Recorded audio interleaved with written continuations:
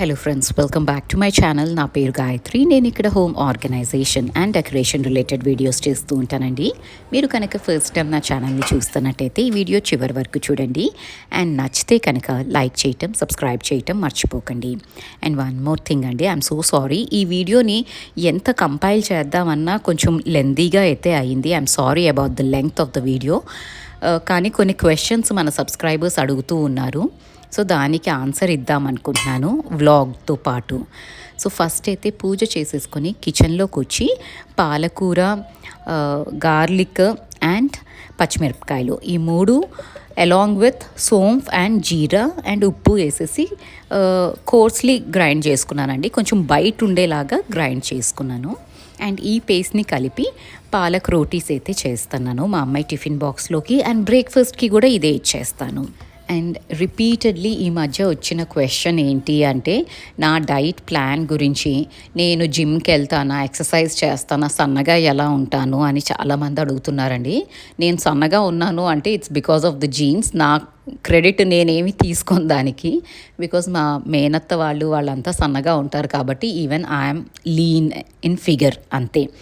But then మా వారు 2019లో ఆయన డైట్ ప్లాన్స్ అవన్నీ ఫాలో అయ్యారండి. డైట్ ప్లాన్ కాదు, డైటింగ్ చేసి he reduce literally 15 to 18 kilos వరకు తగ్గారు without any dietitian and without going to gym. So అప్పటి నుంచి మాకేంటంటే కొంచెం హెల్దీ లైఫ్ స్టైల్ అన్నది అలవాటైపోయింది. అది ఇంట్లో అందరం ఫాలో అవుతాం. మేము తీసుకున్న స్టెప్స్ ఏంటి అంటే రిఫైన్డ్ ఆయిల్ అన్నది అసలు ఇంట్లోకి రానియమండి. It's always cold press oils. Cold press oils అంటే మన గానుగ నూనె అంటాం కదండి, గానుగలో పట్టించిన నూనె, అది యూస్ చేస్తాం. అవి ఈ బ్రాండ్స్లోకి వచ్చేసరికి కొంచెం ఎక్స్పెన్సివ్ అవుతాయి. కానీ మన ఇంటి పక్కన ఎక్కడైనా గానుగ ఉండి అక్కడ పట్టించుకున్నామంటే చాలా చీప్గా ఉంటాయండి ఆయిల్స్. ఆ ఆయిల్స్ యూస్ చేస్తాం. మైదా స్వీట్స్ అన్నవి అసలు మేము ఇంట్లో తినాం. మైదా అన్నది అసలు నేను ఆర్డరే చేయనండి ఇంట్లో. ఎప్పుడైనా బేకింగ్ చేయాలి అన్నప్పుడు ఆర్డర్ చేసుకొని బేకింగ్ అయితే చేస్తాను. స్వీట్స్ అయితే అసలు మేము కొనటం అన్నది చాలా తక్కువ అండి. మీరు నా వ్లాగ్స్లో చూస్తే ఎప్పుడో జన్మానికి ఒక శివరాత్రి అయినా ఆ స్వీట్ డబ్బా తెచ్చినప్పుడు కూడా ఏదో పెద్ద షాపింగ్ చేసి వచ్చాను అన్న ఫీలింగ్లో చూపెడతాను. Because we don't bring sweets into the house బయటవి అసలు. సో ఎప్పుడో ఒకసారి 2 monthsకి ఒకసారో ఎప్పుడో స్వీట్స్ మాత్రం తింటాము. అది కూడా వీ ట్రై టు ఈట్ బెల్లంతో చేసిన స్వీట్స్ అయితే ఇష్టంగా తింటాము. సో ఇలా కొన్ని సింపుల్ టిప్స్ అండి. ఫుడ్ విషయంలో కొంచెం కేర్ఫుల్గా అయితే ఉంటాము. కానీ నేనైతే రిఫైన్డ్ షుగర్ అన్నది వైట్ షుగర్ యూస్ చేస్తాను ఫర్ మై కాఫీ.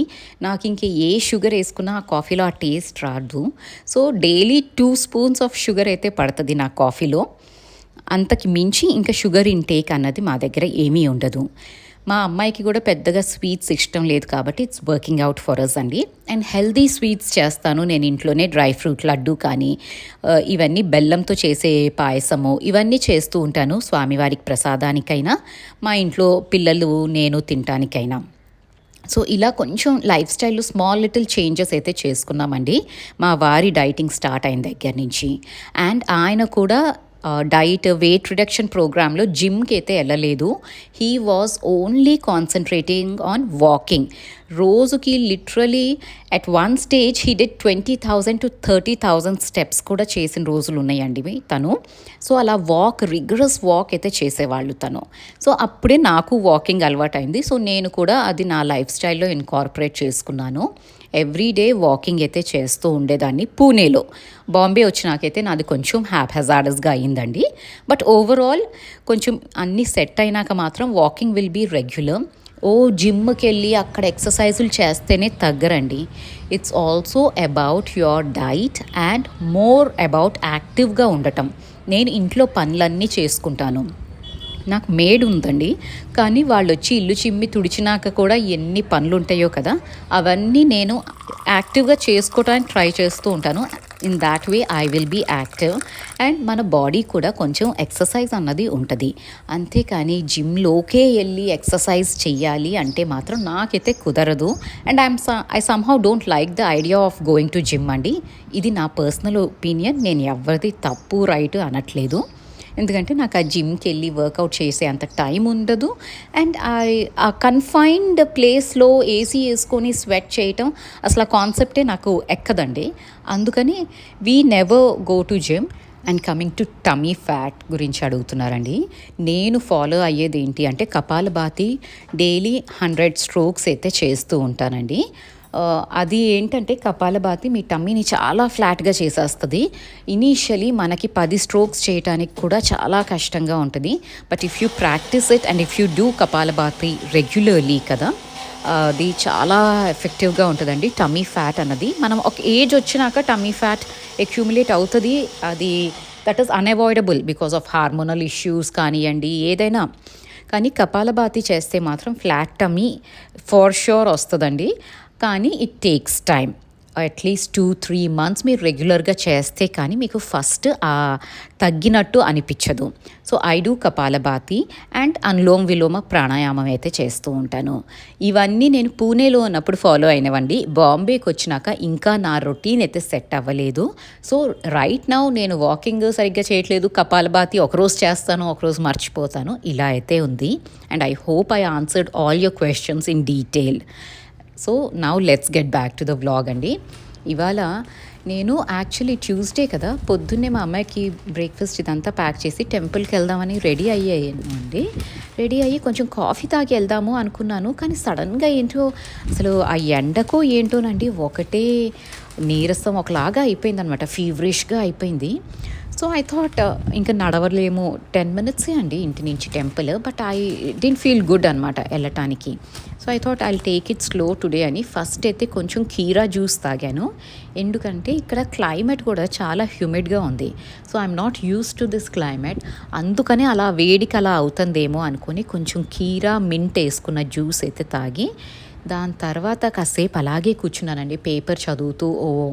1 hour అసలు నేను ఇంకేం పని చేయలేదు, ఏమి చేయలేదు. Then after some time I was feeling better అనమాట. సో ఇంకా అప్పటికి నేను టెంపుల్కి వెళ్ళే సీన్ ఉండదండి, ఎందుకంటే మా హౌస్ హెల్ప్ వచ్చేస్తుంది ఆ టైంలో. సో ఇంకా నా టెంపుల్ ప్రోగ్రామ్ ఇవాళకి అయితే క్యాన్సిల్ అయిపోయింది. ఒక్కొక్కసారి మనం ప్లాన్ చేసినవి అస్సలు జరగకపోతే కొంచెం బాధగా అనిపిస్తుంది. బట్ ప్రతిదానికి దాంట్లో ఏదో ఒక నిగూఢ అర్థం ఏదో ఉంది అనేసి మనం దాన్ని సూపర్స్టిషియస్ వేలో తీసుకోకుండా just accept things as they are and move on అండి. సో ఇవాళ వెళ్ళలేదు టెంపుల్కి. సో నేను ఇంట్లోనే లింగాష్టకం ఇవన్నీ పెట్టుకుని నా పనులు అయితే చేసుకుంటూ ఉన్నాను. అండ్ ఇవాళ కుషన్ కవర్స్ మారుద్దాము అనేసి ఇవాళ చేంజ్ అయితే చేస్తున్నానండి.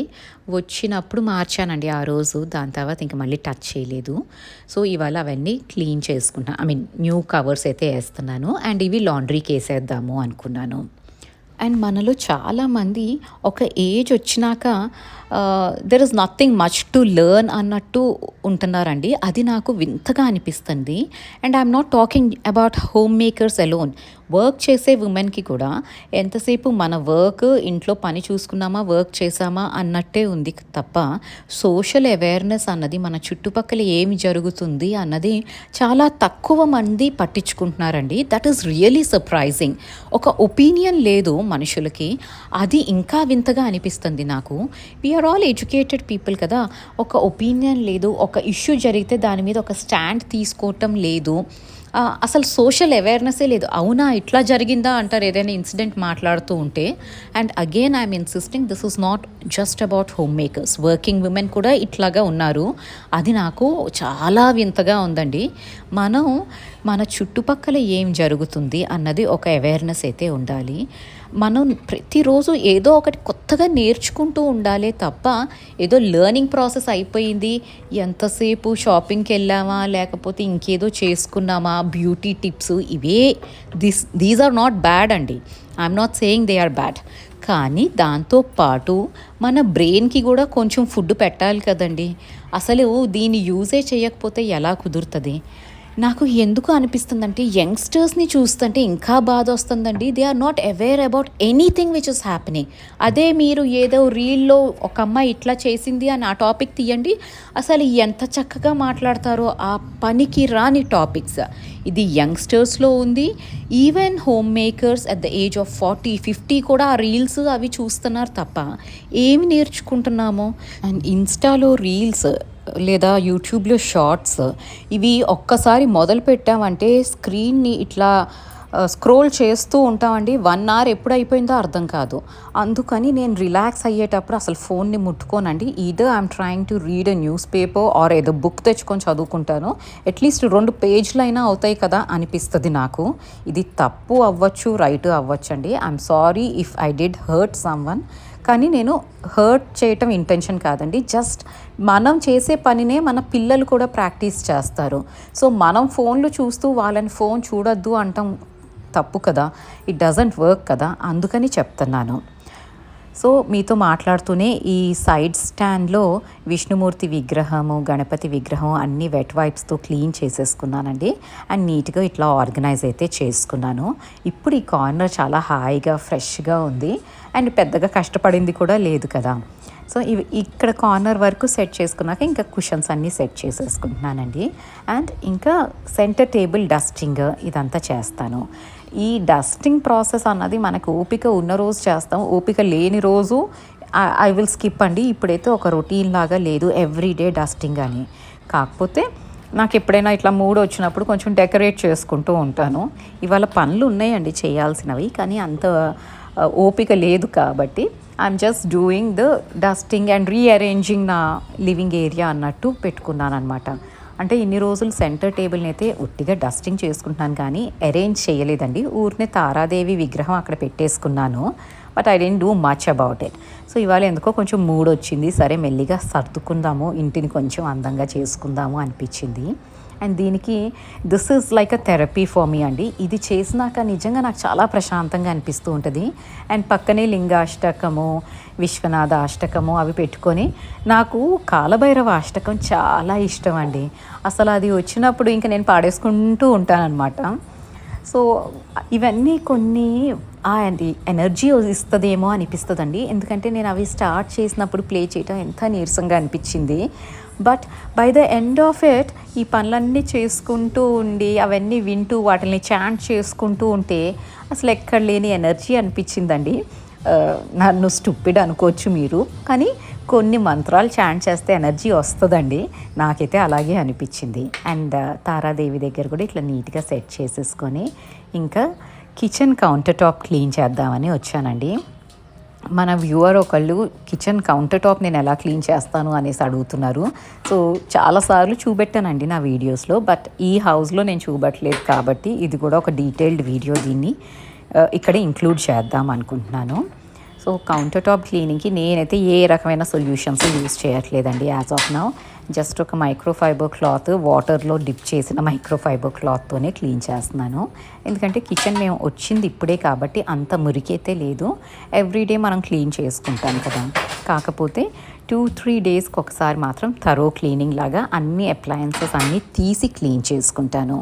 ఒకవేళ మీ కిచెన్లో బాగా జిడ్డు ఉంది అన్నప్పుడు కొంచెం వెనిగర్ అండ్ విమ్ లిక్విడ్ వస్తుంది కదండి, ఆ 2 మిక్స్ చేసి వాటర్, మ్యాక్సిమం వాటర్ వేయండి. 1 స్పూన్ విమ్ లిక్విడ్ వేసుకోండి, కొంచెం 1 స్పూన్ వెనిగర్ వేసుకోండి.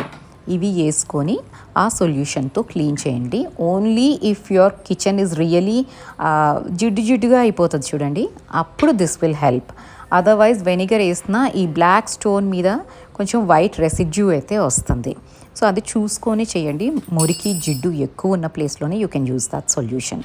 అదర్వైజ్ రెగ్యులర్ వాటర్తో మీరు క్లీన్ చేసుకుంటే చాలండి. అండ్ ఎప్పుడైనా కొంచెం ఆయిలీ స్టఫ్ చేసాము, కొంచెం ఆయిల్ రెసిడ్యూస్ పడ్డాయి అన్నప్పుడు విమ్ లిక్విడ్ వేసుకొని ఒక్కసారి నీట్గా స్క్రబ్ చేసేసుకోండి. సో ఇంతేనండి కిచెన్ క్లీనింగ్కి. ఇదేం పెద్ద రాకెట్ సైన్స్ కాదు అండ్ పెద్దగా మనకి రానిదేమీ కాదు. We all do it. And Mr Muscle ఇట్లాంటి సొల్యూషన్స్ కూడా ఉన్నాయండి, సిఫ్ సొల్యూషన్స్. అవి కూడా మీరు తెచ్చుకోవచ్చు, కానీ నేను అవి యూజ్ చెయ్యను. ఎందుకంటే I don't believe in using cleaning solutions for every particular ప్లేస్కి ఒక క్లీనింగ్ సొల్యూషన్ అన్నది నేను కొనానండి. అండ్ కిచెన్లో ఎంత కెమికల్స్ తగ్గిస్తామో అంత మంచిది అని నేను బిలీవ్ చేస్తాను. కాబట్టి I don't use Cif or Mr Muscle. Yes, బాగా మురికి అయిపోయి నల్లగా అయిపోయినాయి అంటే then probably I will go for it. And ఇక్కడ మీతో మాట్లాడుతూనే నేను గ్యాస్ స్టవ్ వెనకాల అవన్నీ కూడా తీసుకొని క్లీన్ చేస్తున్నాను. On a daily basis I do not clean everything ఇంత డీటెయిల్డ్గా చేయనండి. మీరు అడిగారు మీకు చూపెట్టాలి అనేసి నేను అన్నీ తీసి క్లీన్ చేస్తున్నాను. అండ్ ఇది నేను వీక్లీ వన్స్ మాత్రమే చేస్తాను. Taking out everything and cleaning on a daily basis ఏవి ఎట్లా ఉంటాయో అక్కడ వరకు క్లీన్ చేసుకుంటాను. ఒక్కొక్కసారి మనకి మురికి అనిపిస్తుంది కదా, చూసినప్పుడు ఎక్కడ డర్టీగా ఉంది అనిపిస్తే అప్పుడు ఆ ప్లేస్ని టార్గెట్ చేసి క్లీన్ చేసేసుకోండి. అప్పుడు మీ కిచెన్ అసలు థరో క్లీనింగ్ చేయాల్సిన అవసరం ఉండదు. Be it shelves or anything continuously cleaning అన్నది జరగాలి. But then time is also of matter కదండి. వర్కింగ్ ఉమెన్ ఉంటారు, వాళ్ళకి టైం దొరకదు. రోజు ఇవన్నీ చేయాలంటే ఎక్కడి నుంచి చేస్తారండి, చేయలేరు. సో అలాంటప్పుడు ఏం చేస్తారంటే వీక్లీ వన్స్ ఓ 10 minutes పెట్టుకోండి, ఒక షెల్ఫ్ మాత్రమే క్లీన్ చేయండి. కొంచెం పనే చెయ్యండి, కానీ రెగ్యులర్గా చేశారు అంటే ఇల్లంతా నీట్గా ఉంటుంది.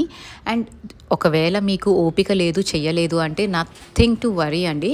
ఇట్స్ ఓకే, ఇల్లు ఇవాళ పని చేయకపోతే రేపు చేసుకుంటారు. That's not a big thing. And 24 గంటలు పర్ఫెక్ట్గా ఉండటానికి ఇది ఏమీ 5-star హోటల్ కాదు కదండి, it's a home.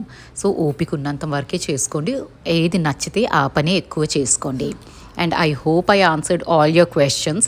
And sorry అండి, మన రెగ్యులర్ వ్యూవర్స్కి ఎవరికైనా ఈ వీడియో చూసి బోర్ కొడితే I'm really sorry, but I had to answer all these questions which were there since many days. And ఈ వీడియో కనుక మీకు కొంచెమైనా ఇన్ఫర్మేటివ్గా అనిపిస్తే ప్లీజ్ అండి లైక్ చేయటం మర్చిపోవద్దు. అండ్ కొత్త వాళ్ళైతే సబ్స్క్రైబ్ చేయటం అస్సలు మర్చిపోవద్దు. అండ్ మీ ఫ్యామిలీ అండ్ ఫ్రెండ్స్తో షేర్ చేసుకోండి.